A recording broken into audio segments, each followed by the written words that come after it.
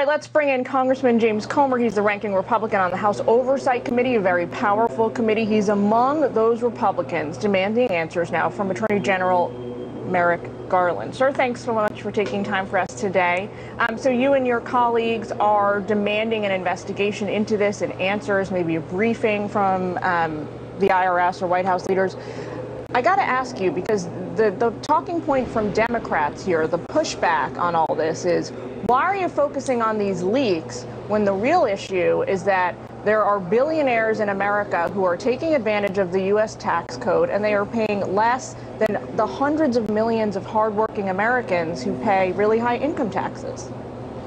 Well, everyone knows there are billionaires that take advantage of the tax codes. When Donald Trump was running for president, he talked about that. Republicans want to close the loopholes and make sure that every American pays their fair share of taxes. The issue here is a massive leak from the IRS. It's a felony for any federal employee to leak personal tax information from anyone, regardless of whether they're liberals or conservatives. If you look at that list of 25 billionaires that ProPublica published, about half of them were very liberal Democrats. It's not the point of whether they're Republican or Democrat. It's the point that the federal government is violating the trust and working perhaps with the Biden administration for a narrative. Yeah. That's an important point, sir, that, not all of the people on that list, the billionaires who had their information exposed, are conservative. It's not really about the politics here. It's about ensuring the safety of Americans' private and personal information. To that end, take a look at what the Washington Examiner editorial board argued about IRS budget increases, saying they should be canceled. If taxpayers at any income level are ever to feel any confidence about the security of the information they provide to the government, then the perpetrators of this crime must be identified, arrested, fired, shamed, fined, and prosecuted to the fullest extent of the law. They must even spend time in prison. Do you agree with that, sir? Does that seem like a fitting punishment for whoever the culprit is in this leak?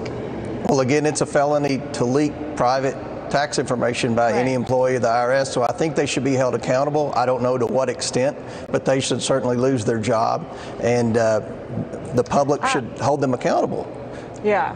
We're also hearing now, I want to make sure I ask you about this other breaking story while we've got you, which is that calls from Republicans now for an investigation into President Biden's special envoy, John Kerry, also, as you know, President Obama's Secretary of State. They're claiming that he is negotiating directly with the Chinese government, and he's not in a Senate-confirmed position right now. He doesn't actually have the authority to do that without any oversight from Congress. What's your I know this is just breaking now, but what's your take on this off the bat, sir?